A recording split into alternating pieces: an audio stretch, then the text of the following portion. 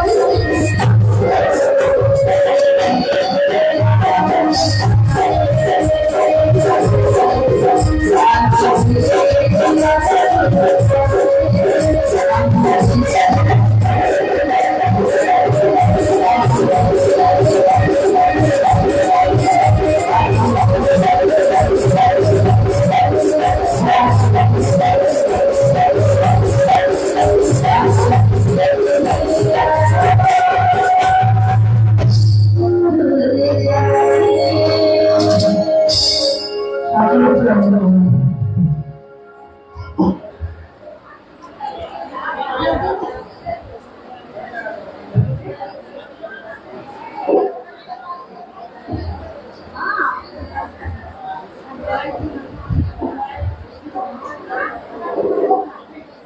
हम सभी लोग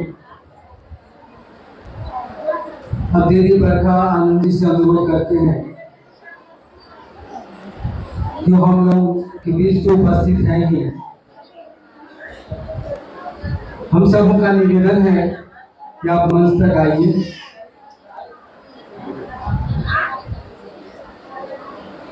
और हम सभी लोग गंभीरता से सुनेंगे इनकी बातों को, दीदी बरखानंद जी की बातों को, और उसको उपहार समझ के, गिफ्ट समझ के साहब दीदी की अनमोल वाणी समझ के अपने साथ ले जाएंगे, अपने जीवन में उपयोग करेंगे उसका। इसलिए दीदी बरखानंद जी हमारे आपके बीच उपस्थित हो रही है। विषय है आओ चले शिव की ओर। अब शिव गुरु परक जिज्ञासाएं एवं समाधान।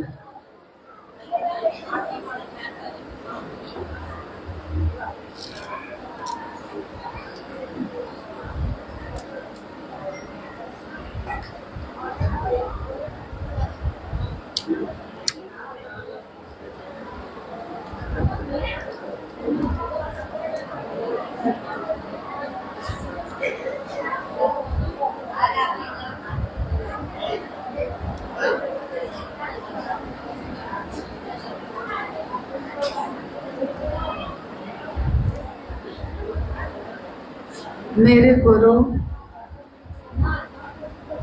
महेश्वर शिव के चरणों में मेरा प्रणाम है। इस कालखंड के प्रथम शिव के शिष्य, हम सबों के परम आदरणीय वरेण्य गुरु भ्राता साहब श्री हैदरानंद जी के चरणों में मेरा प्रणाम है। ममतामयी शक्ति स्वरूपा मां नीलम आनंद जी के चरणों में मेरा प्रणाम है। और आसनसोल में आज वर्धमान के विभिन्न जगहों से उपस्थित आप सभी गुरु भाई गुरु बहन के चरणों में मेरा प्रणाम है।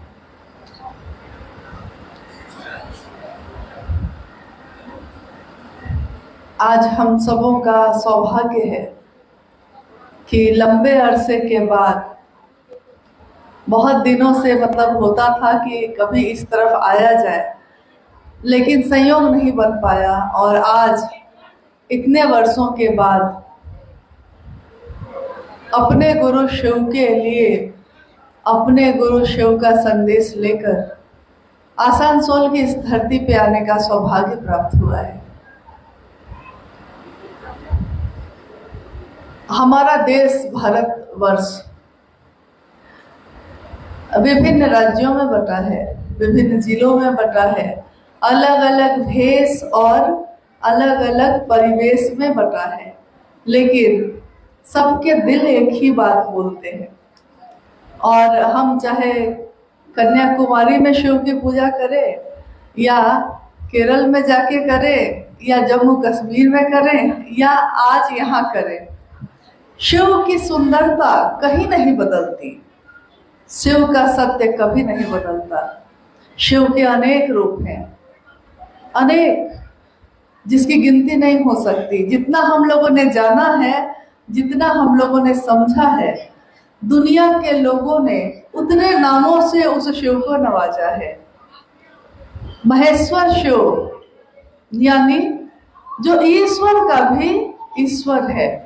भगवान भी जितने हैं धरती पे या धरती के ऊपर, जहां भी आप समझते हैं, जिनको जिनको भी हम लोगों ने भगवान कह के पूजा है, उनके भी ईश्वर कौन है? तो महेश्वर कहा गया। महेश्वर एक ही सत्ता को कहा गया है, शिव को। दुनिया में जितने भी तरह के ज्ञान हैं, जितनी भी तरह की ज्ञान की धाराएं हैं, वो सब धाराएं चाहे किसी भी धारा में आप चलिए, योग के द्वारा चलिए तब भी, भोग के द्वारा चलिए तब भी, कपालेश्वर के रूप में चलिए या किसी भी रूप में हम जब चलते हैं, वो यात्रा जाके खत्म होती है शिव के पास। साहब ने एक बार कहा, हमारे वरेण्य गुरु भ्राता जी ने एक बार कहा कि अगर एक पहाड़ है और उस पहाड़ पे अलग अलग रास्ते से कोई भी ऊपर की तरफ चढ़ेगा तो ऊपर जाकर वो सब कहाँ पे पहुंचेंगे? कोई एक ही जगह, क्योंकि उस पहाड़ का शिखर तो एक ही होगा, चोटी तो एक ही होगी। पहाड़ बहुत फैला हुआ है, कहीं से भी जा सकते हैं, किधर से भी जा सकते हैं, लेकिन पहुंचते कहाँ हैं हम लोग? कहाँ पहुंचते हैं? शिखर पे, चोटी पे। और चोटी पे कौन बैठा है? शिखर पे सबसे ऊपर कौन है?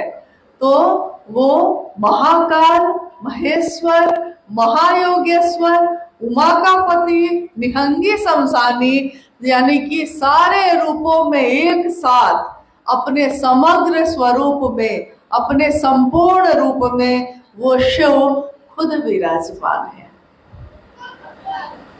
अब हमने और आपने किसी के भी कहने से गुरु किसको बनाया है? शिव को। यानी जगत का गुरु भी है वो और विश्व गुरु भी है। विश्व यानी पूरी दुनिया, जगत यानी पूरी दुनिया। आदि गुरु है वो, यानी कि अगर गुरु भी अगर धरती पे कोई है तो गुरु भी सबसे पहला कौन हुआ? सबसे पहला वो शिव है, आदि गुरु शिव। तो साहब ने कहा कि मैंने अपने जीवन में अनेक गुरुओं की तलाश की, हर जगह धोखे खाए, हर जगह फरेब था, हर जगह धोखा था, या धोखा नहीं भी था अगर तो ताकत नहीं थी, ज्ञान नहीं था। बाहर से जब उन्होंने देखा तो बाहर से, दूर से जब हम लोग देखते हैं तो इतने सुंदर वस्त्र, इतनी सारी व्यवस्था, रुद्राक्ष की मालाएं, ये सब देख के उनको लगता था कि इन गुरु के पास ज्ञान होगा, बहुत होगा। ज्ञान था लेकिन खंडित, खंड में बटा हुआ। अखंड अक्षय स्रोत अगर ज्ञान का है तो वो कौन है? कहा गया है, शास्त्रों ने भी कहा है और हमारे वरेण्य गुरु भ्राता जी ने भी कहा कि वो अक्षय स्रोत वो शिव स्वयं है, वो शिव स्वयं गुरु है। अब आप जितने भी लोग यहाँ हैं, आप में लगभग सब कोई, हम सब ने जब शिव को अपना गुरु बनाया था, क्योंकि एक संगोष्ठी में हम लोग बैठे हैं। संगोष्ठी का अर्थ होता है संग बैठकर गोष्ठी करना, साथ बैठकर विचार करना कि जो काम हम कर रहे हैं वो काम क्या सही तरीके से हो रहा है कि नहीं हो रहा है, और अगर नहीं हो रहा है तो हम चाहेंगे कि सुधार कर ले हम लोग। मानव जीवन सबसे कीमती माना गया है। प्राण तो किसी के भी कीमती ही होते हैं, लेकिन मानव का जीवन मिलना, मतलब मानव का तन मिलना, और मानव तन मिलके भी शिव से नहीं मिल पाना, इससे बड़ा दुर्भाग्य फिर इस दुनिया में आपको फिर किसी जीवन में नहीं मिलेगा। अब देखिए हम लोग का सौभाग्य क्या है, कितने युग आए, ग्रंथ है हम लोग के पास, किताबें हैं, हम अपने बच्चों को उन किताबों के द्वारा बताते हैं कि भाई देखिए, कभी त्रेता युग हुआ, कभी द्वापर युग हुआ, कभी किसी देवता या भगवान को पूजा गया, सारे युग आए, लेकिन किसी भी युग में शिव स्वयं दुनिया के गुरु बने? किसी भी युग में बताइए, आप ही पढ़ते होंगे जरूर, आपने सुना होगा, क्या किसी भी युग में वो शिव स्वयं गुरु बनकर लोगों के इस धरती पे, लोगों के दिलों में उतर पाए? कभी उतरे? क्योंकि जरूरत नहीं पड़ी होगी। कारण क्या रहा होगा ये तो हम लोग को नहीं पता, कारण तो गुरु जानते हैं। कारण के कारण ही वो महेश्वर है, शंकर है। नहीं जानते हम लोग क्यों ऐसा हुआ। लेकिन ये एक युग ऐसा है जिसको नाम दिया है कलयुग। कलयुग।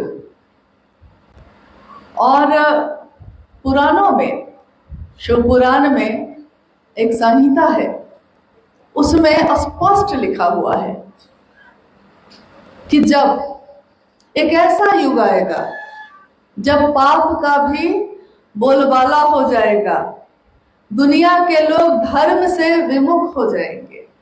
मतलब धर्म क्या होता है? हम लोग जो हिंदू मुस्लिम सिख ईसाई करते हैं, धर्म वो नहीं है।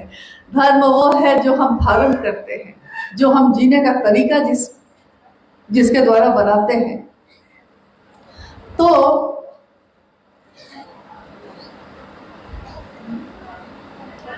कृपया हलचल ना करें समय नष्ट सबका हो जाएगा और बहुत कीमती समय है हम लोग का ये, हम सब का। आप सब भी अपने घर को छोड़ के आए हैं, थोड़ी देर के बाद ही हम भी लौटेंगे, आप भी लौट जाएंगे। तो ये बहुत महत्वपूर्ण है कि हम लोग इस बात पे बात करें कि पहली बार ऐसा हुआ कि जिनके बारे में हम लोग कह रहे हैं कि जो इतनी बड़ी सत्ता है, पूरे ब्रह्मांड में सबसे बड़ी सत्ता जो है वो शिव गुरु के रूप में हमारे आपके दिलों में उतरे हैं। कारण कौन है इसका? हमारे आपके अंदर वो उतरे, लेकिन उतारा किसने है? स्पष्ट है आपको कि नहीं? उतारा किसने है? साहब श्री हरिनानंद जी ने। यानी एक ही है वो उतारने वाला। हम नहीं हो सकते, आप नहीं हो सकते, वो नहीं हो सकते, हर व्यक्ति नहीं हो सकता। वो एक है जिसमें शिव ने गुरु के रूप में अपनी आध्यात्मिक ऊर्जा का संचरण किया, उतारा। यानी लोगों के पास पहुंचने के लिए कोई माध्यम चुनना होगा उनको। शिव शरीर में नहीं है तो किसी शरीर को माध्यम चुनेंगे।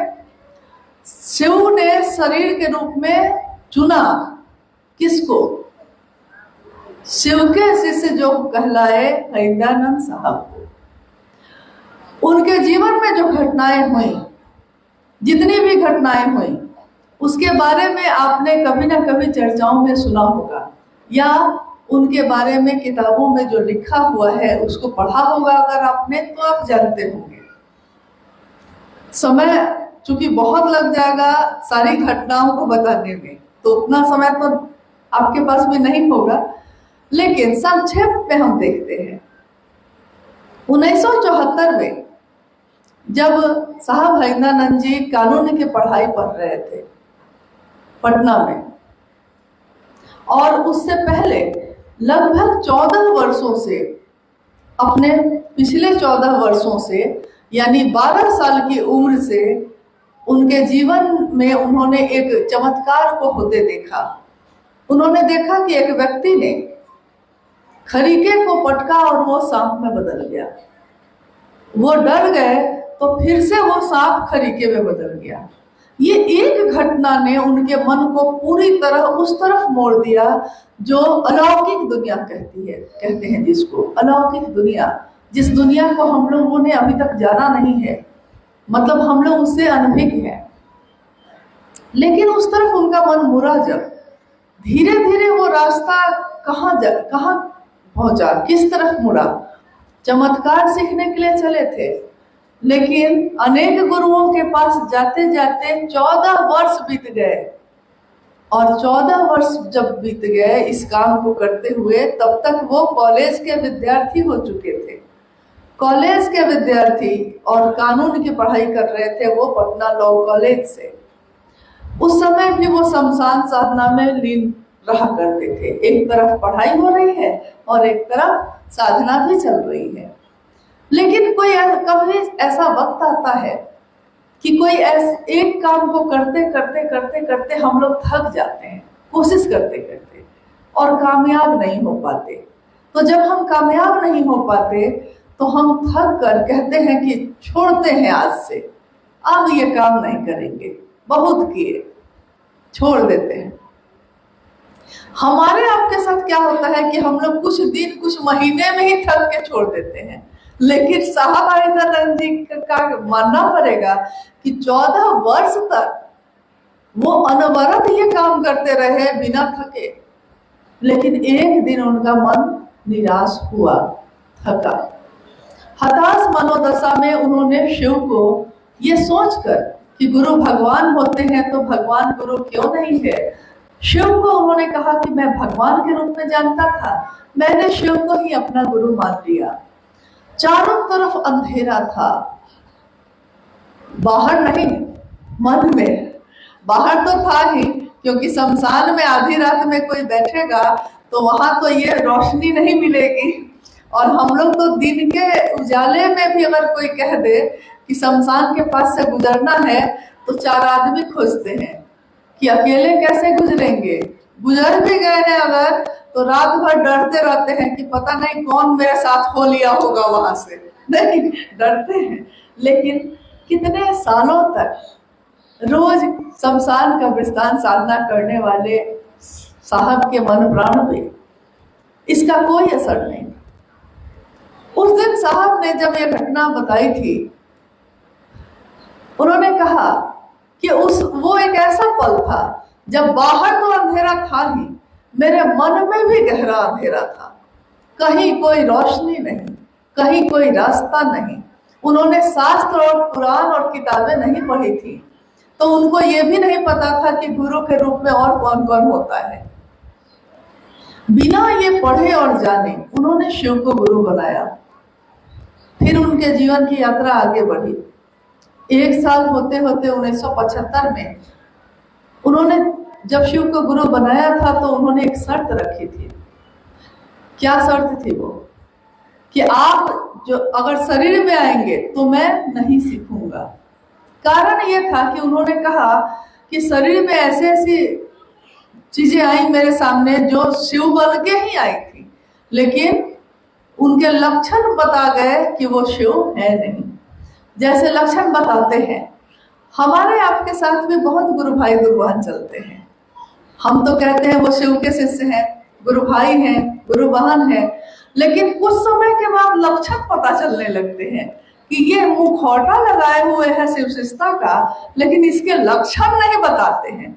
क्योंकि गुरु भाई गुरु बहनों के लिए दर्द नहीं है, महादेव के काम की रक्षा कैसे हो इसका दर्द नहीं है। तो जिसको इन चीजों का दर्द नहीं है तो लक्षण बता देते हैं कि ये सिर्फ आवरण है, सचमुच में इसके दिल में ऐसी कोई बात है नहीं। हमारे साथ में कोई रहता है तो हम समझ जाते हैं ना। घर परिवार में भी ऐसे लोग होते हैं तो हम कुछ देर के बाद समझ जाते हैं कि बोली बहुत मीठी है लेकिन दिल में सिर्फ जलन है। समझ जाते हैं लक्षण से। यानी साहब ने ये समझ लिया कि जो शिव बनकर आता है कभी मेरे सामने वो शिव है नहीं, ये धोखा है, भ्रम है। तो उन्होंने एक शर्त रखी थी कि आप शरीर में भी आइएगा तब भी मैं कुछ नहीं सीखूंगा, क्योंकि वहां पे तो धोखा खाया था उन्होंने कहा कि अब आप जो बताएंगे, कैसे बताएंगे मैं नहीं जानता हूँ, लेकिन आप जो बताएंगे वही करूंगा। और उन्होंने कहा कि आज से पहले मैंने जितनी भी क्रियाएं की हैं, साधना, उपासना, मंत्रों का जप, कुंडली जागरण, बहुत सारी चीजें, शमशान साधना, कब्रिस्तान साधना, आज के बाद अब शिव को चुन लिया तो आज के बाद अब पूर्व की कोई भी चीज हम नहीं करेंगे, छोड़ दिया। अब 1 साल बाद तुर्की में यह घटना घटी जो मुजफ्फरपुर जिले में है। अकेले वो बैठे थे आम के पेड़ के नीचे और हवा का एक झोंका आया। जैसे हम लोग कभी कभी बैठते हैं बाग बगीचा में, तालाब के किनारे बैठते हैं, कमल के फूल खिले हैं, बैठे हैं आराम से, तो कभी कभी ऐसा आता है कि हवा का एक झोंका आता है सुगंध लेकर, तो हमारी सांस महसूस करती है कि हवा के झोंका के साथ सुगंध आया है, तो हम खोजते हैं कि ये सुगंध कहाँ से आ रही है। कभी कभी इसका उल्टा भी होता है, दुर्गंध भी आती है, तो हम उसको भी खोजते हैं कि ये कहाँ से आ रहा है। उस दिन साहब के श्वास में हवा के झोंके के साथ नमः आया और सिवाय उतर गया।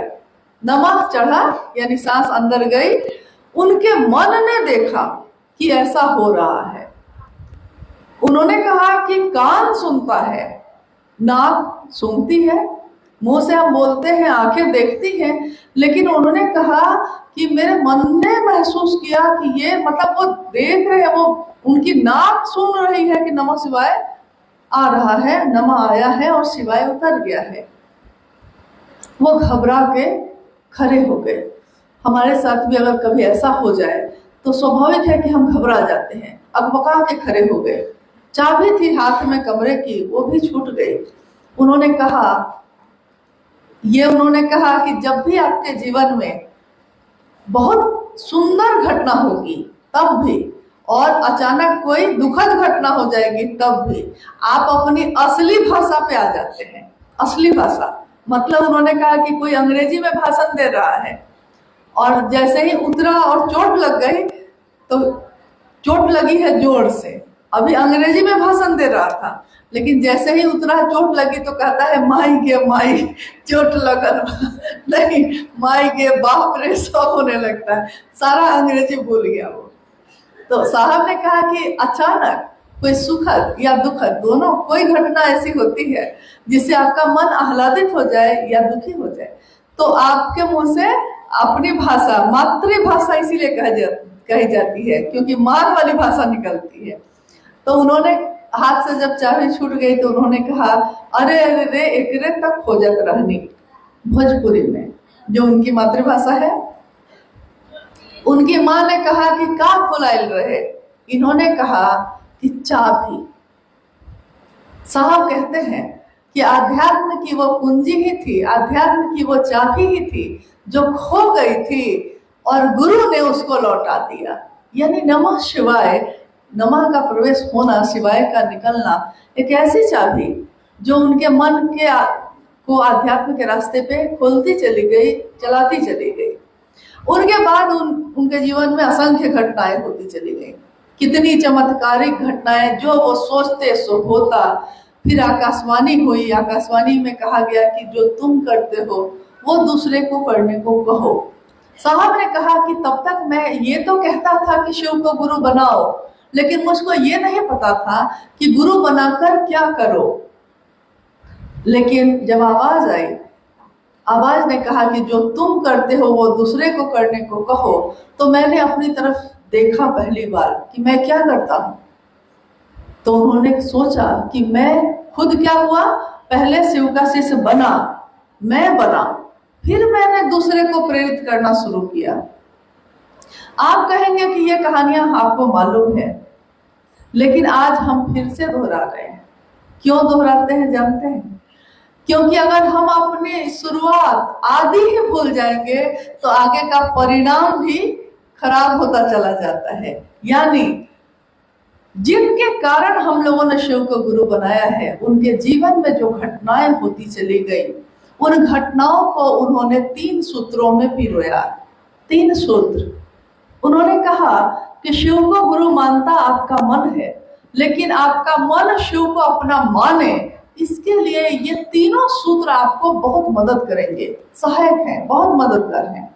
और ये तीनों सूत्र क्या है, उस पर अभी बात हो रही थी, भाई विश्वकर्मा जी भी उस पर बोल रहे थे, दीक्षा गुरु दक्षिणा पे भी बात हुई है अभी। आइए हम सब उस समय में, ये पंक्ति मेरी नहीं है, साहब की है, जो उन्होंने आओ चले शिव की ओर में लिखी है, कि याद कीजिए उस पल को जिस समय आपने शिव को अपना गुरु बनाया था। हमने सबने, जितने भी लोग हम लोग यहाँ खड़े हैं, बैठे हैं, हम सबने शिव को क्या कहा था? हे शिव, आप मेरे गुरु हैं, मैं आपका शिष्य हूं, मुझ शिष्य पर दया करिए। यही कहा था ना? ये नहीं कहा था कि मेरे परिवार के गुरु हैं आप, मेरे समाज के गुरु हैं आप। ये काम नहीं किया था हम लोगों ने। जो साहब हरितानंद के जीवन में जितनी चीजें घटी थी, जो जो चीज हुआ था, उसको निचोड़ के रूप में उन्होंने दिया कि ये 3 सूत्र आपके इस विचार की बार बार आवृत्ति करेंगे, आपको याद दिलाते रहेंगे कि आपको खुद शिव का शिष्य बनना है और दूसरे को भी मदद करनी है, प्रेरित करना है। पहला सूत्र, मन ही मन कहता है ये बार बार। जब हम साइकिल चलाना शुरू करते हैं या खाना बनाना सीखते हैं, खाना बनाना जिस दिन सीखते हैं, अभी आता नहीं है, सीखा है, सब्जी कैसे काटी जाए माँ बताती है। माँ कहती है कि आटा ऐसे गूंथना। जिस दिन वो सिखाती है तो वो हर चीज को कर करके सिखाती है। जिस दिन आप सीख जाते हैं पूरी तरह, उस दिन भी तो वही तरीके से ना आप काटते हैं सब्जी, आटा तो वैसे ही गूंथते हैं। ऐसा नहीं ना कि जब आप सीख जाते हैं तो तरीका बदल जाता है। सीखते समय जो तरीका था, सीखने के बाद भी तरीका तो वही रहेगा। तो तीनों सूत्र में आप गौर कीजिएगा कि पूरी तरह मन को साधन बनाया गया है।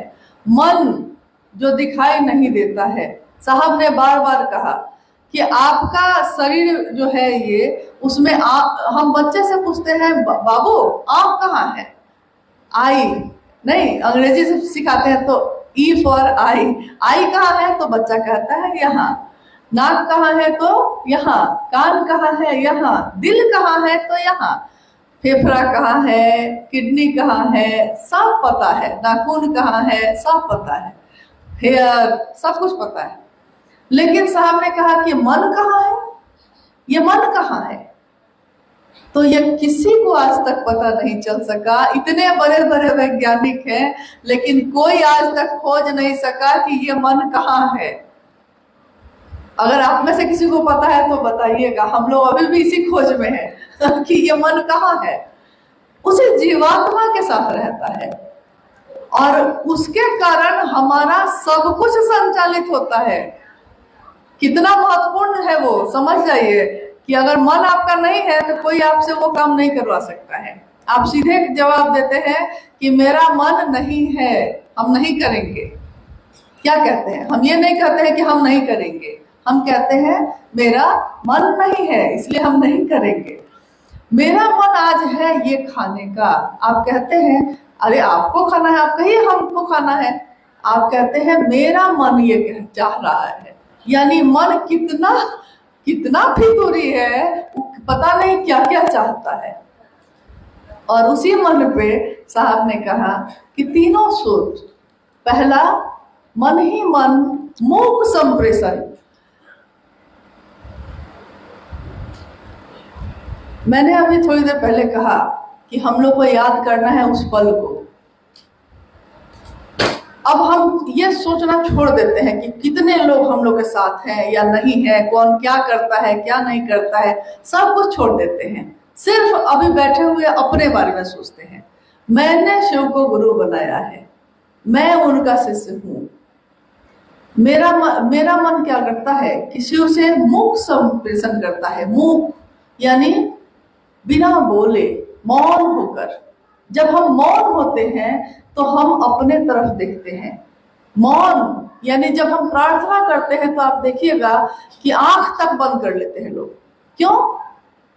जब मूर्ति सामने है, शिवलिंग सामने है, तो आंख खोल के करिए। प्रार्थना करते समय, पूजा करते समय या कोई भी ऐसी दुआ मांगते समय हमारी आंखें बंद हो जाती हैं, क्योंकि हम अपने अंदर झांकते हैं। तो ये मूक संप्रेषण यानी मूक संवाद, बिना बोले हम अपने गुरु शिव को संप्रेषित करते हैं, सीधे शिव तक। क्योंकि आपके मन की गति बहुत तेज है, शरीर की गति वैसी नहीं है।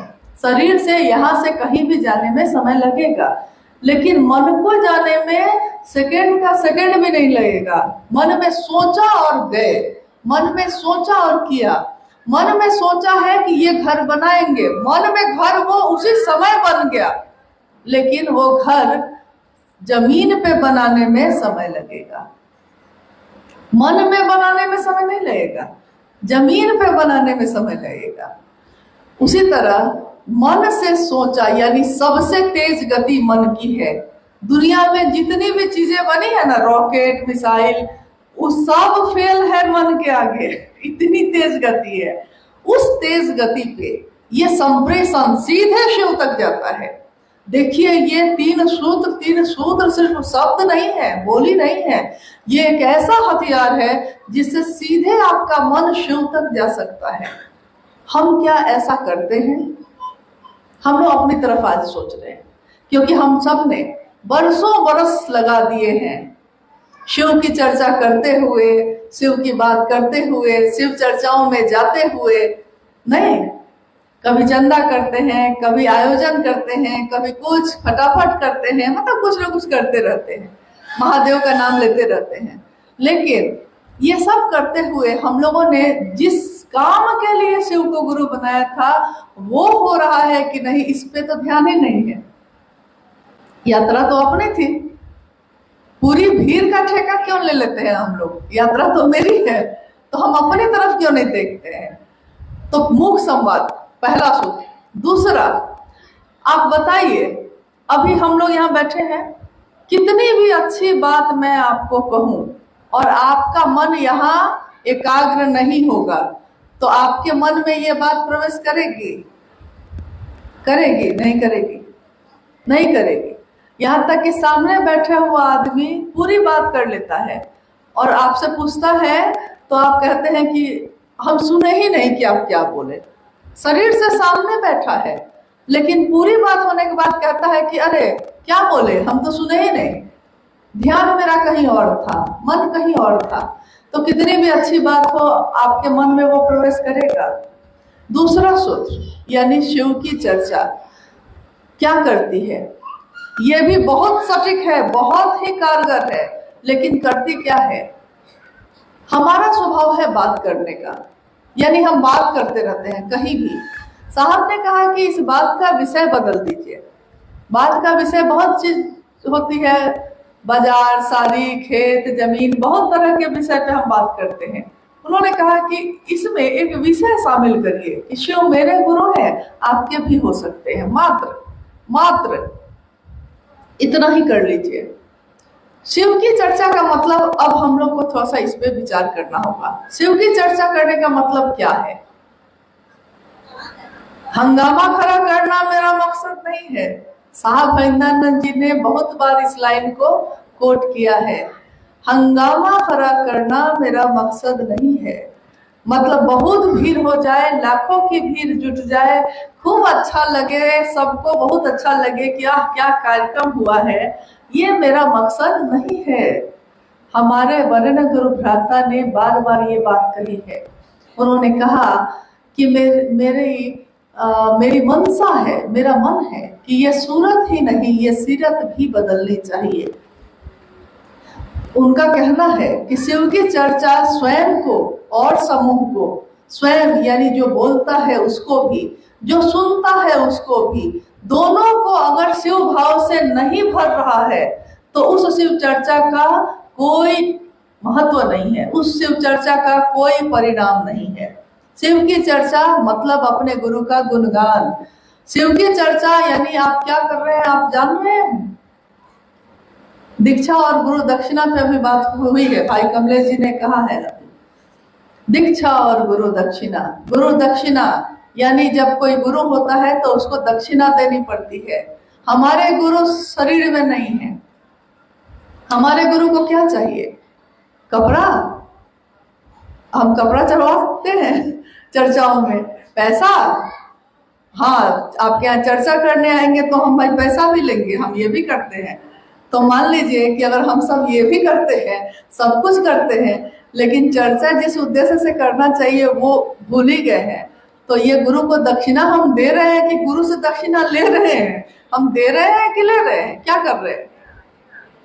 हम गुरु से ज्ञान तो ले ही रहे हैं और गुरु तुम्ही को बेच के हम दक्षिणा भी ले रहे हैं।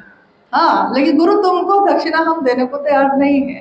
तो हमारे गुरु शिव शरीर में नहीं है, उनको आपके किसी भी भौतिक सामान की जरूरत नहीं है। हम क्या दे सकते हैं? कृतज्ञता एक शब्द कहा गया, कृतज्ञता। बहुत पहले एक महोत्सव में मंच पे साहब हरिंदरानंद जी बैठे थे और जिज्ञासा आ रही थी। उसी में अचानक एक जिज्ञासा आई कि गुरु की दक्षिणा क्या है। साहब ने कहा कि मुझको पता नहीं था, मुझको नहीं पता था कि गुरु की दक्षिणा क्या है। मैंने इस पे कभी बात ही नहीं की, कभी सोचा ही नहीं।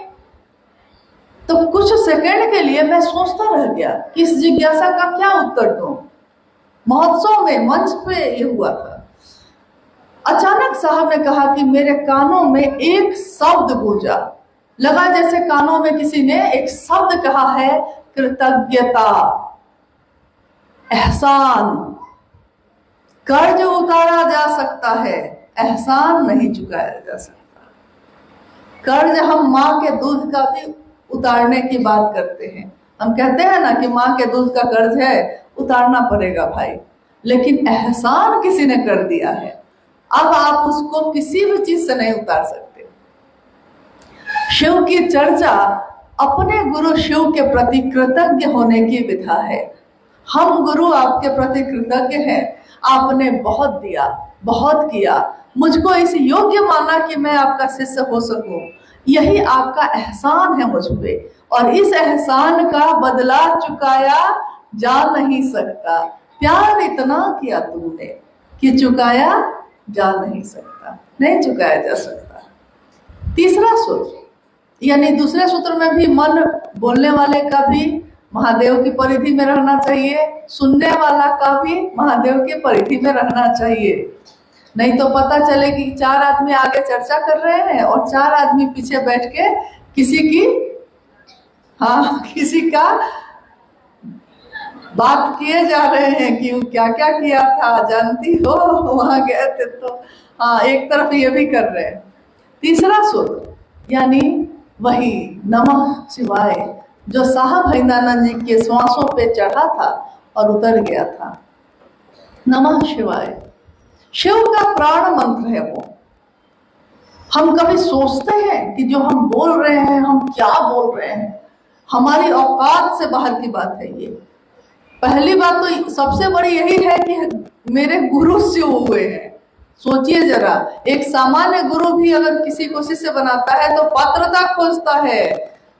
मतलब तुम नहा धो के आए हो, किस जाति के हो, किस वर्ण के हो, ब्रह्मचारी हो कि नहीं हो, मांसाहारी हो कि शाकाहारी हो, मतलब कि वो आप में योग्यता खोजता है। साक्षात जगत गुरु शिव ही हमारे गुरु हुए, लेकिन उन्होंने कोई योग्यता नहीं खोजी। हम कितनी बड़ी बात कह रहे हैं, मतलब असीम, अनंत, अतल, जिसका कोई अंत नहीं है, हम उसके रास्ते पे जा रहे हैं और हम अपनी तरफ कर क्या रहे हैं।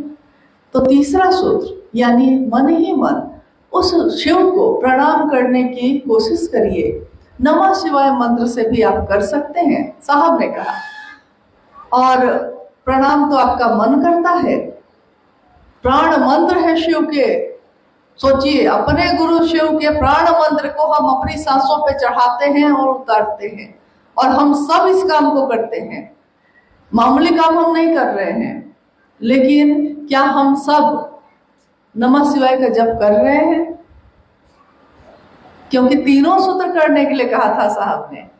उन्होंने साफ कहा था कि अगर पहला और तीसरा सूत्र आप नहीं करेंगे, सिर्फ दूसरा सूत्र करेंगे, तो दूसरा सूत्र सिर्फ करना आपके अहंकार को बढ़ा देगा, अहंकार को बढ़ाएगा।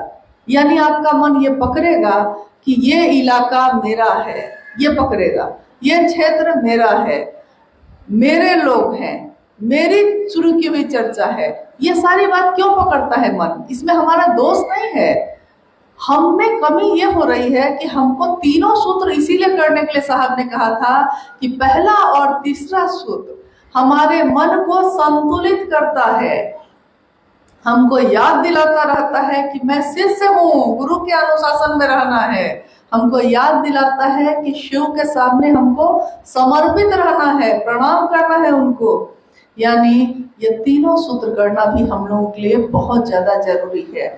शरीर की कोई बीमारी हो जाती है, डॉक्टर कहता है कि 3 कैप्सूल खाइए, एक सुबह, एक दोपहर, एक रात। आप एक खाते हैं कि तीनों खाते हैं? ठीक होना है तो तीनों खाते हैं ना। लेकिन मन के चिकित्सक गुरु होते हैं। इसके लिए साहब ने कहा तीनों सूत्र करिए। तो एक क्यों करते हैं भाई, कोशिश करिए कि तीनों जरूर करें। अब हम लोग आते हैं कुछ जिज्ञासाओं पे जो यहाँ आई होगी। जिज्ञासा मतलब वैसी चीज जिसको हम प्रतिदिन जिसका सामना करना पड़ता है हम लोग को। कुछ दिक्कत, गति भी आ रही है, गतिरोध भी हो रहा है, यानी एक महान उद्देश्य की पूर्ति के लिए हम सब शिव के शिष्य चल रहे हैं। साहब हरिंदरनंद जी, दीदी नीलामानंद जी के रास्ते पे, बनाए हुए रास्ते पे उनके पीछे चल रहे हैं, उनके साथ चल रहे हैं। लेकिन सही रास्ता अगर आपने नहीं पकड़ा है, सही तरीका नहीं पकड़ा है, तो इतना बहुमूल्य और कीमती जीवन अपना व्यर्थ कर रहे हैं। साहब ने एक बार कहा था कि शिव का शिष्य होकर अगर अपने गुरु का नाम रोशन कर सकते हो तब समाज में उतरो, लेकिन अगर शिव के शिष्य का नाम लेकर समाज में शिव को कलंकित करोगे तो इससे अच्छा है कि अपने घर में बैठो। घर में बैठिए तो ज्यादा अच्छा है, क्योंकि आप खुद भी तो संक्रमित हो ही रहे हैं, आप दुनिया को भी वही परोस रहे हैं। जो आपके दिल में होगा वही तो आप दुनिया को दीजिएगा। तो पहले हम अपने दिल की सफाई जरा कर लेते हैं। नहीं, अगर आपके तरफ से कोई और जिज्ञासा होगी या आप कुछ बोलना चाहिएगा तो उसका भी स्वागत है, नहीं तो जिज्ञासा है तो भाई सोमेंद्र जी बताएं।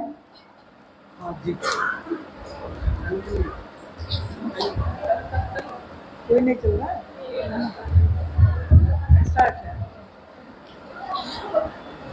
स्थानीय जिज्ञासाएं हैं कुछ।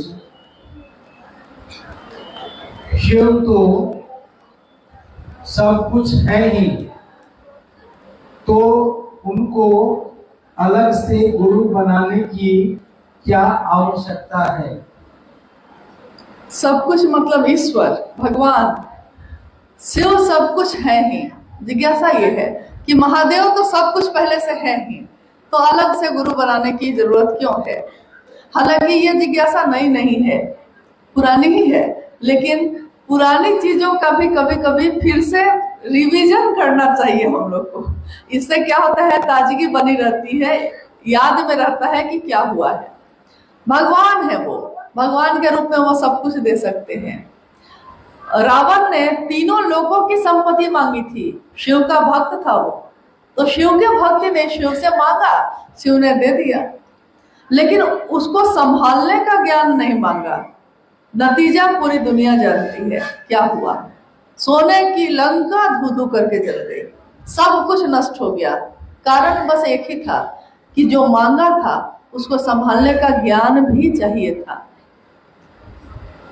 यानी हमको अगर कोई चीज आपसे हम ले लें, बहुत गुरु भाई गुरु बहन को भी देखते हैं, या ऐसे भी समाज में बहुत सारे लोग हैं, सबके हाथ में आज मोबाइल है, मोबाइल तो है सबके हाथ में। बहुत बार ऐसा होता है कि शिव चर्चा हो रही है, जैसे वहाँ उपवन रांची में प्रतिदिन लोग जाते हैं तो साहब की चर्चा चलाई जाती है। अब साहब की चर्चा चल रही है, अब किसी का फोन बजने लगा है, उस गुरु बहन को ये नहीं आता है कि फोन को हम साइलेंट कैसे करें, बंद कैसे करें। अब वो घबरा जाती हैं, बंद ही नहीं हो रहा है, साइलेंट ही नहीं हो रहा है। तो हम लोग कहते हैं कि यही हर चीज में ज्ञान की जरूरत है। सामान आप खरीद सकते हैं, लेकिन उसको संभालने का ज्ञान नहीं हो तो आपके लिए वो परेशानी का कारण बनता है। मतलब आप परेशान हो रहे हैं। नहीं, शुरू में जब खाना बनता था लकड़ी के चूल्हे पे, अभी भी बहुत जगह बनता है, अभी भी बहुत जगह लकड़ी के चूल्हे पे, कोयला के चूल्हे पे बनता है, लेकिन फिर भी घर घर में गैस जो सिलेंडर है और उसका जो चूल्हा है वो पहुंच गया है। शुरुआती दिनों में लोगों को बहुत दिन तक बहुत दिक्कत हुई थी कि गैस खुला, कोई तो खुला ही छोड़ देता था, आता ही नहीं था। ऑन कैसे करेंगे ये नहीं आता है, अब उस पर चढ़ाएंगे कैसे, उसमें भी डर लगता था कि पता नहीं कि कहाँ से अचानक आग कैसे फूंक से जल जा रही है, पता ही नहीं चल रहा है, तो वो डर जा रहा है। मतलब उसको ये भी नहीं आ रहा है कि हम चूल्हा पे बर्तन कैसे चढ़ाए। यानी हर चीज में ज्ञान की जरूरत होती है। हम अपने जीवन के पल प्रतिपल में किए हुए काम के लिए ज्ञान की आवश्यकता है, लेते हैं, लेकिन ये जीवन जो है, इस जीवन को चलाने के लिए जिस ज्ञान की जरूरत है उसके लिए हम लोग सोचते भी नहीं, जो सबसे महत्वपूर्ण है। जीवन जीने की कला सिखाते हैं गुरु। जीवन जीने की कला क्या है? जीवन वो है जो एक जानवर भी जीता है, एक कीड़ा मकोड़ा भी जीता है, लेकिन एक जीवन ऐसा भी है जिसको पूरी दुनिया याद करती है। उसने ऐसा जीवन जिया है। कभी कभी हमारे आस पड़ोस में किसी ऐसे व्यक्ति की मौत हो जाती है, उसकी मौत जब हो जाती है तो हम लोग सब मोहल्ले के लोग बैठ के बात करते हैं, उसके बारे में याद करते रहते हैं हमेशा। कितना हंसता था ना, हम कहते हैं उसके बारे में, सबको हंसाता रहता था, सबकी सेवा करता रहता था। उसकी मौत हो चुकी है, वो जा चुका है इस धरती से, लेकिन दुनिया के लोग उसको याद कर रहे हैं उस कारण से जो जीवन उसने थोड़ा ही जिया है, इतना अच्छा जिया है, इतना हिल मिल के जिया है कि कोई उसको भूल नहीं पा रहा है। तो जीवन जीने की कला, शिव जैसा जीवन जीने की कला शिव से अच्छा कौन सिखा सकता है। इसलिए शिव का एक जो रूप है जगत गुरु का, उससे जुड़ने का आह्वान साहब श्री हरिनंदन जी ने किया। उन्होंने कहा शिव से ज्यादा सुंदर जीवन जीने की कला आपको हमको कोई नहीं सिखा सकता, और ये सिखाते आए हैं वो पहले से, ऐसा नहीं कि आज अचानक सिखाने लगे हैं। तस्वीरें बताती हैं कि तीनों लोगों का पति, तीनों लोगों का वैभव देने वाले शिव खुद आराम से निहंगी चट्टानों पे बैठे होते हैं, मतलब किसी चीज की व्यवस्था नहीं है। सारे देवी देवताओं को आप देखिएगा सोने के मुकुट, सोने के आभूषण से लदे हुए। शिव का आभूषण क्या है?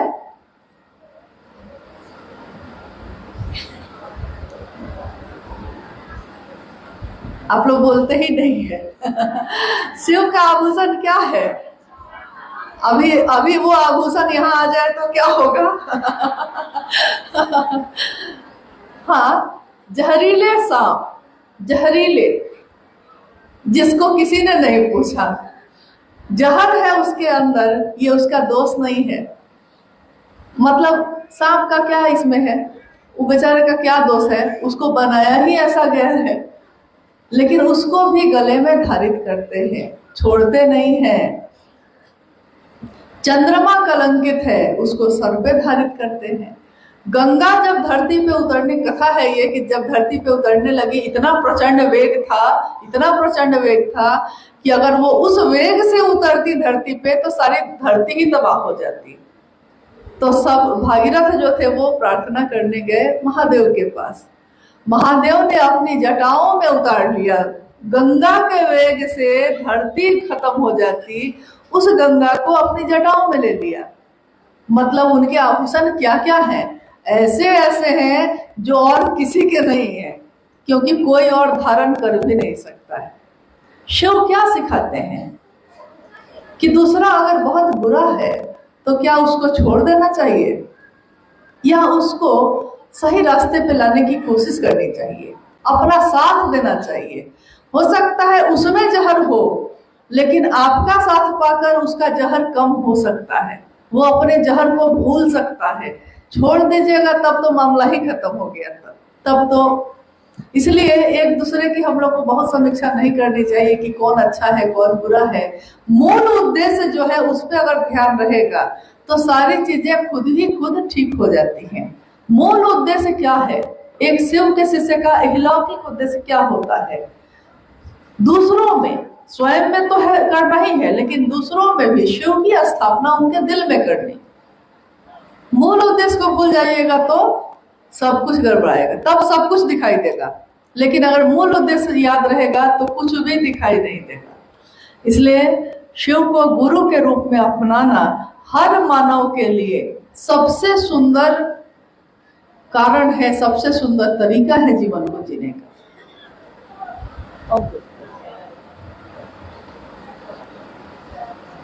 दूसरी जिज्ञासा है, शिष्यानुभूति में साहब श्री लिखते हैं, शिव शिष्य होकर व्यक्ति के लौकिक पारलौकिक मनोरथ स्वतः पूर्ण होते हैं, फिर भी जीवन में कष्ट क्यों? हाँ, आपने जिज्ञासा सुनी। आप लोग थोड़ा शांति कृपया बनाए रखें।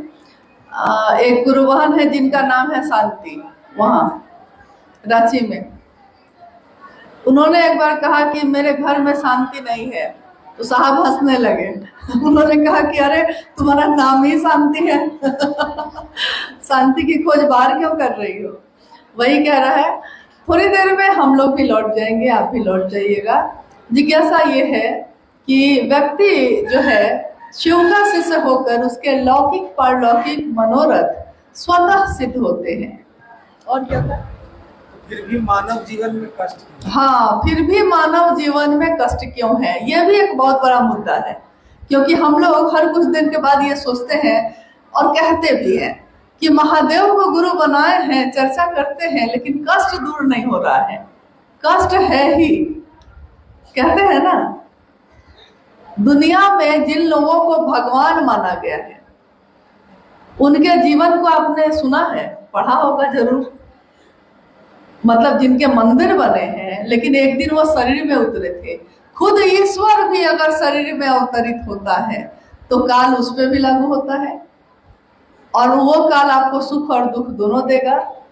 यहाँ तक कि जो ज्यादा ईश्वर के रूप में अवतरित होते हैं, उनको तो गर्भ से ही कष्ट मिलना शुरू हो जाता है। गर्भ में ही है तो सारी दुनिया जान की दुश्मन बन गई है। भगवान कृष्ण के बारे में हम लोगों ने सुना है ना, भगवान श्री राम के बारे में सुना है। और वैसे भी महामानव जो धरती पे आए, जिन्होंने दुनिया के लोगों को एक रास्ता दिखाया, और उसमें एक हमारे साहब श्री हरिनानंद जी और दीदी नीलमानंद जी हैं। आप में से क्या किसी को ये पता है कि उनके जीवन में मतलब मानसिक दुख भी बहुत बड़ा दुख होता है। सबसे बड़ा दुख वही होता है। शरीर से दुख हो ना तो लोग दवा से और कुछ करने से ठीक हो सकता है, लेकिन मन में दुख लग जाए अगर, तो उसका इलाज नहीं हो पाता जल्दी, और उसका असर शरीर पे भी पड़ जाता है। देखिएगा, कोई बहुत ज्यादा मन से दुखी है तो बिस्तर पकड़ लेगा कुछ दिन में, यानी मन का बहुत ज्यादा असर है। तो मन में अगर शिव हो तो लौकिक और पारलौकिक जो भी चीज हम चाहते हैं, लौकिक चीज मतलब जगत की चीज, जगत में क्या क्या मिल सकता है हमको। पारलौकिक चीज यानी कि ईश्वरीय चीज, आध्यात्म की चीज, ऊपर की चीज क्या क्या मिल सकती है हमको, भगवान की तरफ से क्या क्या मिल सकता है। ये दोनों की पूर्ति होती है शिव का शिष्य होकर। साहब ने लिखा है शिष्यानुभूति में। जिज्ञासा यह है कि जब हम शिव के शिष्य हैं तब भी हमको ये कष्ट क्यों होता है? क्योंकि यहाँ हम लोगों ने कहा कि हम अपने मूल उद्देश्य से जैसे ही हटते हैं तो हमको सारे कष्ट घेरते हैं, मानसिक भी, शारीरिक भी और आध्यात्मिक भी। क्योंकि मूल उद्देश्य हमारा क्या है, उससे आप अलग होइएगा, दुनिया गिंजन गिंजन कर देगी। महादेव को बेचकर अगर कुछ कर रहे हैं आप, कभी सुखी नहीं हो सकते। आप देख लीजिए, आपके आसपास होंगे लोग ऐसे, नहीं हो सकते। लेकिन ऐसा नहीं करके आप देखिए, बिहार में एक गुरु भाई ऐसे थे जो दिन रात महादेव का काम करते थे। उन्होंने अपना घर भी नहीं बनवाया कभी, मतलब गरीब भी थे क्योंकि काम ही नहीं करते थे कोई, महादेव महादेव करते रहते थे।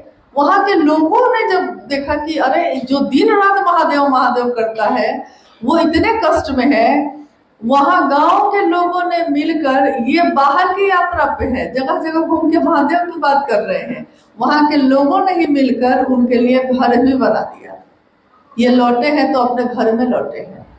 उस घर को बनाने के लिए उन्होंने कुछ किया, मैंने खुद देखा है।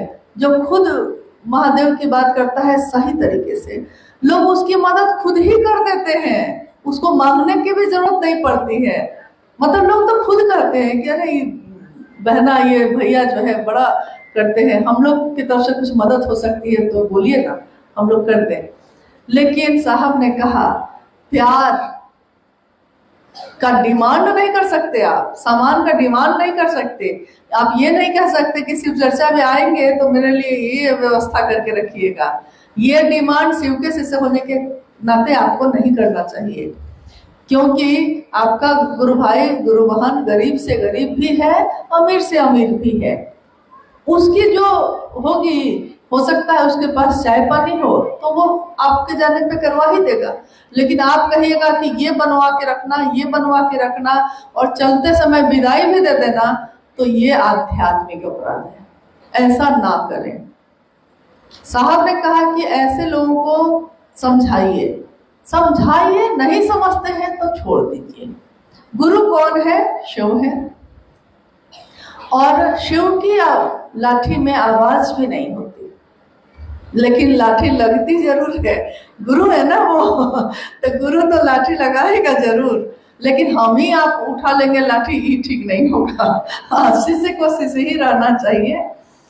इसलिए कष्ट जब आए तो ये मत सोचिए कि मुझको कष्ट क्यों आया। अगर आपके मन में शिव भारी होंगे तो सुख और दुख दोनों हल्के हो जाते हैं। महादेव का काम भारी होता है तो आप देखते होंगे कि जगत की चीजें हल्की हो जाती हैं। साहब बार बार कहते थे कि गुरु का एक शब्द शास्त्रों में, किताबों में बताया गया है कि गुरु शब्द का अर्थ होता है अंधेरे से रोशनी में लाने वाला। मतलब अंधेरा छाया है, उसमें रोशनी, उजाला भरने वाला गुरु होता है।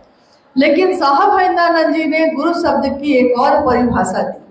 उन्होंने व्याख्या की कि गुरु का एक अर्थ और होता है भारी। आपके मन पे भारी कौन है? बेटा भारी है तो जगत के और रिश्ते हल्के होंगे। पत्नी भारी है तो माँ बाप को छोड़ दीजिएगा, सारे रिश्ते भूल जाइएगा। ऐसा होता है कि नहीं? होता है। तो जो रिश्ता भारी होगा उसके लिए आप सब करने लगिएगा, बाकी छोड़ दीजिएगा। अब अगर शिव भारी होंगे तो क्या होगा? तब होता यह है कि अगर दुख और कष्ट भी आते हैं तब भी मन पे बहुत घोर नहीं होता है। आदमी कहता है कि अरे जीवन है ही कितने दिन का, 70 साल के जीवन के लिए कितना सोचे। 70,000 जो यात्रा है जीवात्मा की, 70,000 जो जीना है मेरे अंदर की जीवात्मा को, उसकी यात्रा पे क्यों नहीं सोचे।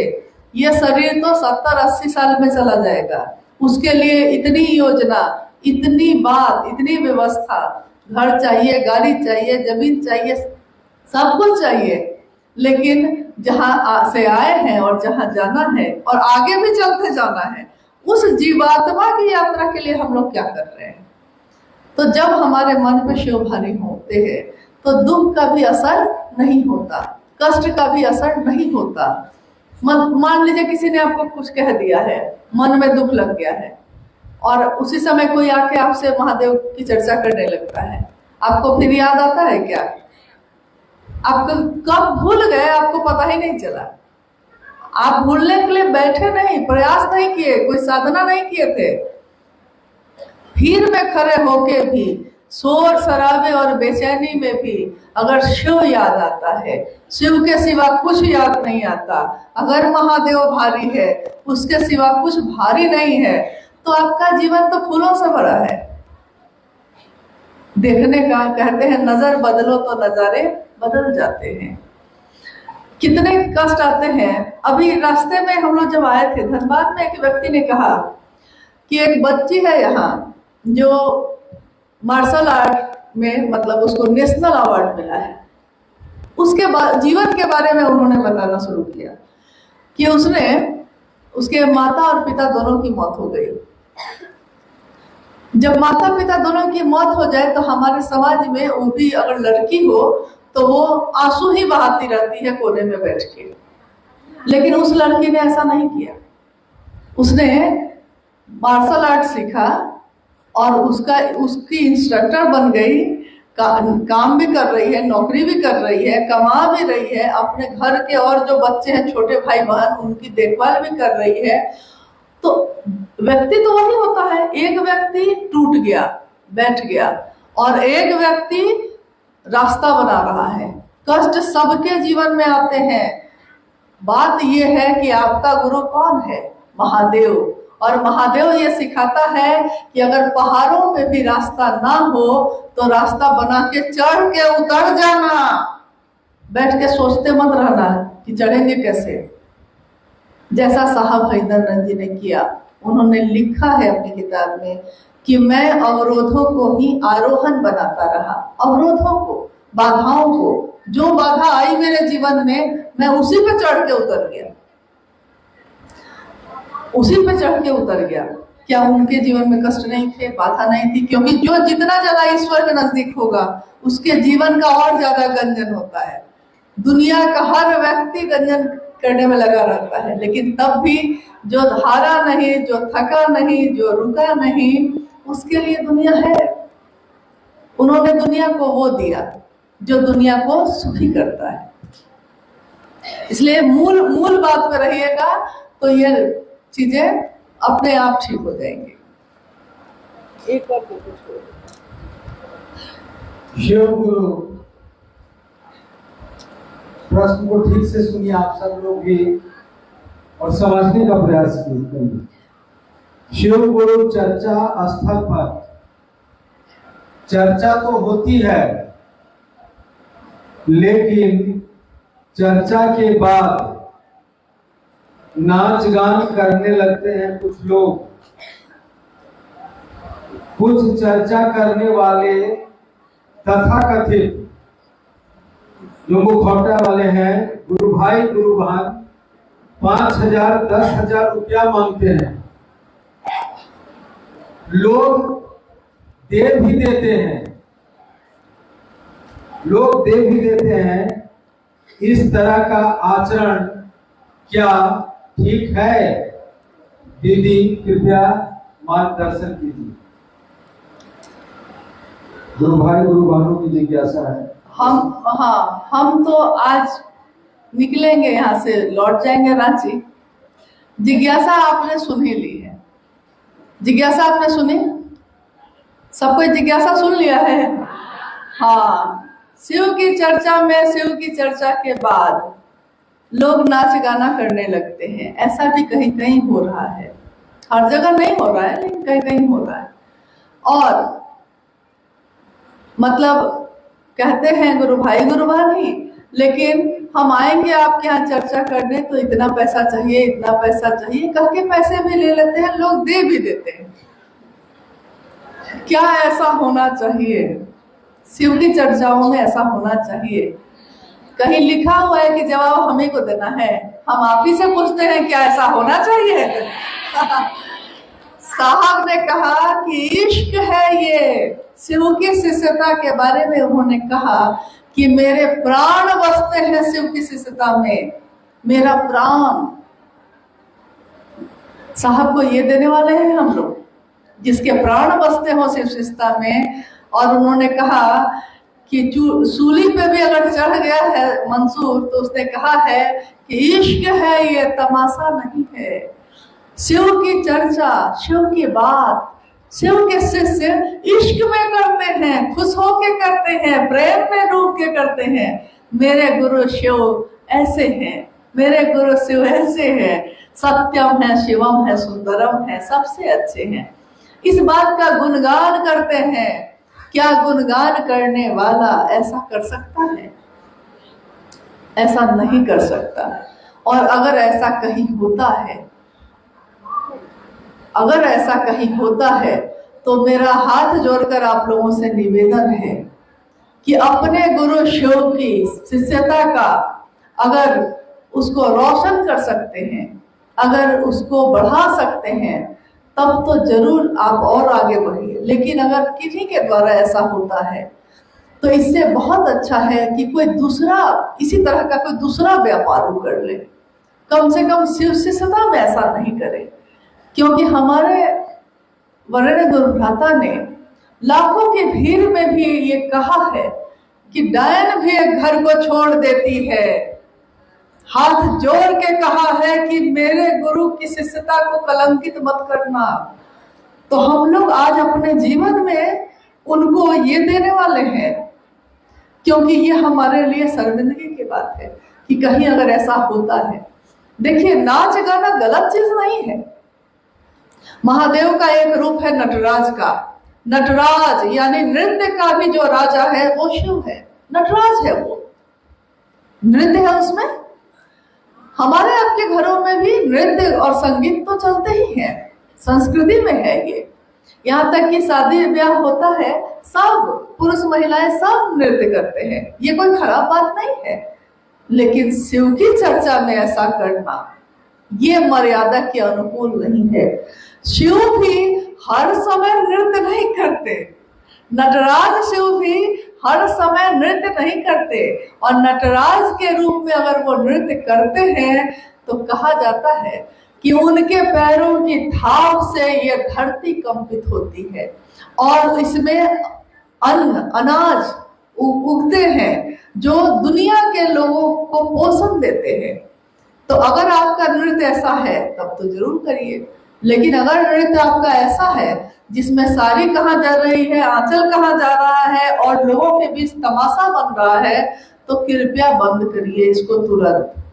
और अगर कोई ऐसा करता है तो मेरा निवेदन है कि आप लोगों को भी इसमें तमाशा नहीं देखना चाहिए, जाकर इन चीजों को बंद करवाना चाहिए। आपकी माँ, जैसे दुर्गा पूजा में हम लोग करते हैं ऐसा, माँ दुर्गा की पूजा में भी करते हैं हम लोग। माँ दुर्गा की पूजा के लिए उनके मूर्तियों की स्थापना करते हैं, लेकिन उसके बाद वहां का नजारा क्या होता है ये भी आपको मालूम होगा। जो आयोजक होते हैं ज्यादातर उसी में से कुछ लोग ऐसा हो जाते हैं जो कभी कुछ कर रहे हैं कभी कुछ कर रहे हैं, पूरा माहौल दूसरी तरह बना हुआ है। माँ दुर्गा की पूजा के लिए एक तरफ महिलाएं आ रही हैं, सिंदूर चढ़ा रही हैं, पूजा कर रही हैं, और एक तरफ का माहौल क्या होता है ये आपसे छिपा नहीं है। क्या अपनी माँ को बीच चौराहे पे खड़ा करके हम उसके सामने अश्लील गाने बजाते हैं? अपनी माँ अगर वहां मौजूद हो घर में तो आपने कभी देखा है कि अश्लील गाना कोई बजा रहा है? वहां नहीं बजाता। लेकिन माँ दुर्गा की मूर्ति की स्थापना करके ऐसा करता है और सारा समाज तमाशा देखता है। दुख की बात यह है, अगर समाज के लोग जागरूक होते, वो कहते कि कुछ भक्ति का गीत बजाओ भाई, श्लोक बजाओ, हाँ, तो ऐसा बंद हो जाता, तुरंत बंद होता। यहाँ देखिए, साक्षात शिव की बात हो रही है। दुनिया के लोग आपको देखते हैं, बहुत ज्यादा गौर से देखते हैं। जब हम लोग जाते हैं, आपको विश्वास नहीं होगा, एक जगह पे जब हम लोग गए, पहली बार जब सिक्किम गए थे, 2012 की बात है ये, वहां के गुरु भाइयों को लगा कि शायद मैं प्याज लहसुन भी नहीं खाती हूँ। उन लोगों ने खाना बनाने में इतनी देर की और ये कहा गया कि प्याज लहसुन भी तुम नहीं खाती होंगी। हम लोग खाते थे प्याज लहसुन, लेकिन चूंकि उन लोगों की सोच ये थी कि हम लोग नहीं खाते होंगे तो हम लोग नहीं खाए। मतलब कि कहाँ आपको लोग देखते हैं गौर से, जिस बात से जुड़ सकते हैं हम लोग को वो करना चाहिए। ये नहीं कि मेरे किसी बात करने से वो अभी जुड़ने ही वाला था कि टूट गया। जब दूसरे परिवार के लोग देखते हैं कि शिव चर्चाओं में महिलाएं आके ऐसा कर रही हैं, तो वो अपने घर की बहू बेटी को भी शिव चर्चाओं में नहीं जाने देते, क्योंकि उनको अच्छा नहीं लगता। उनको लगता है कि ये कैसा तमाशा हो रहा है, मर्यादा के अनुकूल नहीं है। लेकिन वहीं पे अगर सुंदर सुंदर भजन होते शिव के, सुंदर सुंदर चर्चा होती महादेव की, तो लोग अपने पूरे परिवार के साथ आकर बैठ जाते आपके बिना बुलाए। क्योंकि शिव की चर्चा का आकर्षण इतना है कि हम क्या बताएं आपको। शुरुआती दिनों में जब शिव चर्चाएं शुरू हुई थी तो इतने लोग तो हर जगह नहीं थे। यही बैठे हैं भाई सोमेंद्र जी, देवघर इस सब में जब चर्चाएं हो रही थी, किस तरह इन लोगों ने की थी? कोई नहीं आ रहा था गांव का, तो एक माइक लगा के अकेले ही बैठ के 2 आदमी महादेव का भजन गाने लगे, दिल से गाए, ये सोच के अपने महादेव से दया मांग के कि महादेव दया करिए कि कुछ लोग तो आ जाए। और हरा भोला गाना शुरू किया इन लोगों ने। गाते गाते थोड़ा भाव विभोर हो के आंख बंद हो गई होगी, आंख खुली तो देखते हैं कि चारों तरफ लोग आके बैठे हुए हैं। देखिए, आपकी बात में, आपके गीतों में शिव की गूंज है, लोगों को खींचती है, लेकिन आपके अंदर ये गूंज होनी चाहिए। महादेव की स्थापना इतनी सुंदर मतलब हो सकती है। आपका पूरा जिला वर्धमान मतलब 2 भाग में है, पूर्वी वर्धमान, पश्चिमी वर्धमान, लेकिन ये बहुत बड़ा जिला है बंगाल का, बहुत महत्वपूर्ण है। और यहाँ जो गुरु भाई गुरुवान है वो नए नए नहीं, बहुत सारे गुरु भाई गुरुवान पुराने पुराने हैं, जो कितनी बार साहब से मिले, दीदी माँ से मिले। आप लोगों को शायद पता नहीं होगा, हम लोग अभी थोड़ी देर पहले शारीरिक कष्ट की बात कर रहे थे। माँ नीलम आनंद की दोनों किडनी फेल थी और कोलकाता में एक कार्यक्रम होना था, शिव गुरु महोत्सव, साहब जा रहे थे उसमें। माँ नीलम आनंद जी की दोनों किडनी फेल थी और इलाज चल रहा था। वो एकदम जिद कर दी कि ये कैसे होगा कि हम नहीं जाएंगे, हम जाएंगे ही जाएंगे। साहब बार बार मना करते रहे, आपको दिक्कत हो सकती है। नहीं, सब कुछ तो हम अपने जीवन में कर रहे हैं, तो हम वहां क्यों नहीं जाएंगे, हम वहां भी जाएंगे। अंत में साहब अपने साथ उनको लेकर गए। जब ट्रेन से, रेल से वो लौट रही थी, आसनसोल से थोड़ा पहले ही उनकी तबीयत काफी बिगड़ गई, सांस एकदम उखड़ने लगी। मतलब वो जीवन के अंतिम पड़ाव पे उस समय चल रही थी, सांस उखड़ने लगी। आसनसोल में स्टेशन पे बहुत तेजी के साथ उनको लेकर लोग उतरे, फिर यहाँ तत्काल इलाज के बाद तुरंत धनबाद लेकर बढ़े। वहां जब वो थोड़ा सा ठीक हुई, फिर वो लौटी पटना। जीवन के अंतिम पड़ाव में दोनों किडनी फेल है, उस समय भी उनके मन पे उस बीमारी का कोई असर नहीं, मन पे नहीं था। मिजाज ये होना चाहिए, शरीर तो खत्म होना ही है, क्या शरीर खत्म नहीं होगा, हम चाहें या ना चाहें। जन्म हुआ है तो मौत होगी, हम चाहें या ना चाहें। लेकिन मौत ऐसी हो कि दुनिया याद रखे। नहीं कहते हैं कि खाक करके एक बड़ा सुंदर गीत है, खाक मतलब मैं उड़ उड़ के कहेगी खाक सनम, हमें क्या है, रस्में मोहब्बत सहने दो। हाँ, ऐसे कुछ है कि मेरी खाक भी उड़ उड़ के कहेगी सनम कि मुझको तुमसे मोहब्बत है। महादेव के शिष्यों से महादेव गुरु बने हैं। महादेव के शिष्यता से दुनिया चमत्कृत होती है, दुनिया में उसका प्रभाव होता है, और दुनिया में रहने वाले लोग का काम ऐसा हो।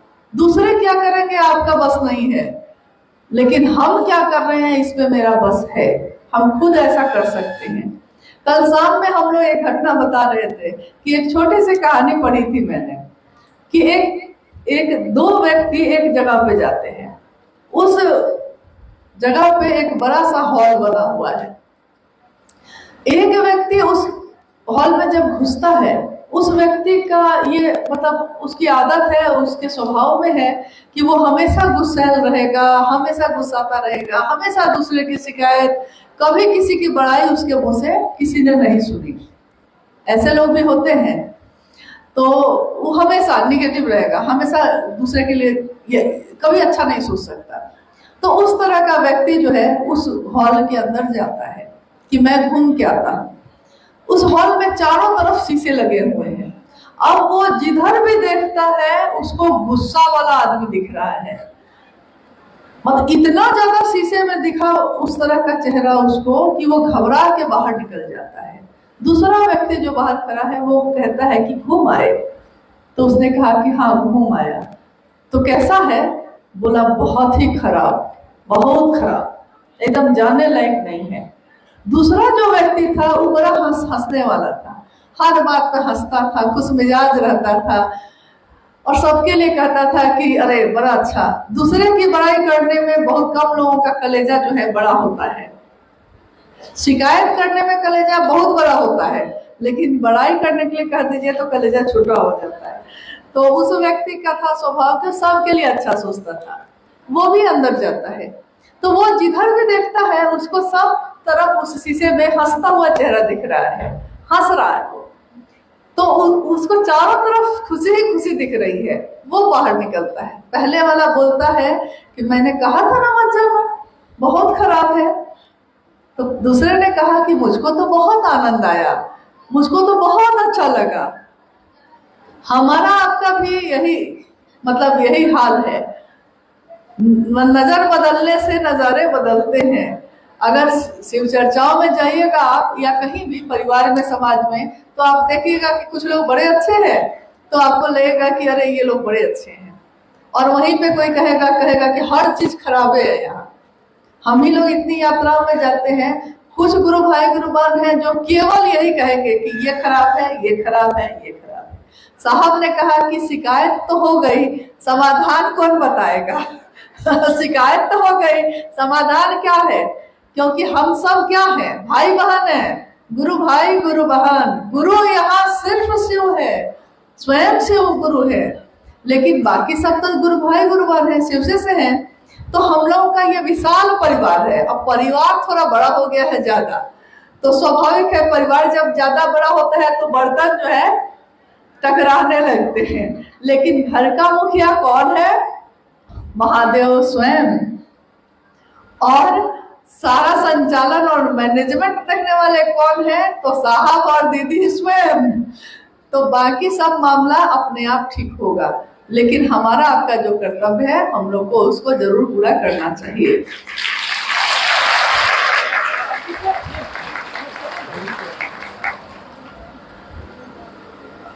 चलिए, आज आप लोगों के साथ जो हम लोगों का ये मिलना हुआ है, हालांकि आपको थोड़ी दिक्कत हुई, हॉल छोटा है थोड़ा, आप लोग हैं ज्यादा, हॉल है छोटा। अभी आप लोग बैठे रहिएगा, अभी थोड़ा सा बैठे रहिएगा, थोड़ी दिक्कत तो हुई, लेकिन यही देखिए अभी वो कह रही है नहीं दिक्कत नहीं हुई। यही होता है, कोई ऐसा मिलता है जब जिससे मिलके आपका मन खुश होता है, तो आपको दिक्कत का पता चला नहीं चला। यही है शिव की शिष्यता।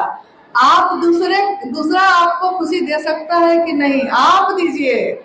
साहब ने कहा कि बांटो बांटो बांटो, छींटो छींटो छींटो, शिव के शिष्यता का दिया हर दिल में छींटो। शिव के शिष्य एकमात्र अलौकिक उद्देश्य यही होता है।